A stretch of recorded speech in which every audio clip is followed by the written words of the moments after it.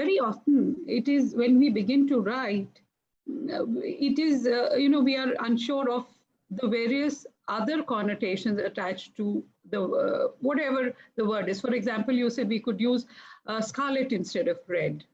Or if I go for green, I chose green. And suppose I say verdant instead, it would. But for me, I would like you to answer this question.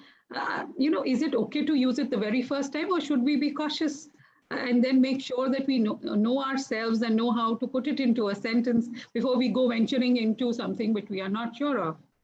Okay, so I had a two-point agenda here. Okay. Apart from asking you to explore your vocabulary, right, rather than go to the word which comes first to your mind, and you write down your first draft, and I said again, I ask you and urge you to go back and read your story again. Otherwise, what happens sometimes when we are finished writing a letter or writing a poem or a story, we are so thrilled with ourselves that we have succeeded in completing our task or whatever we chose to do. But if we go and read it again, maybe like you came up with three alternate endings, you come up with something which, communicates a more interesting meaning to your reader and what you're actually looking at.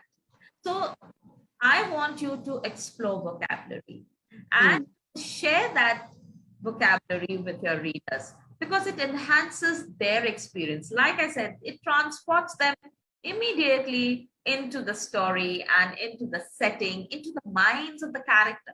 When you're trying to say what are the thoughts in the minds of the characters, you will see how beautifully it emerges.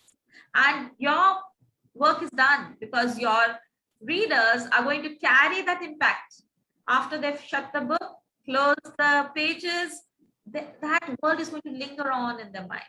And absolutely, absolutely.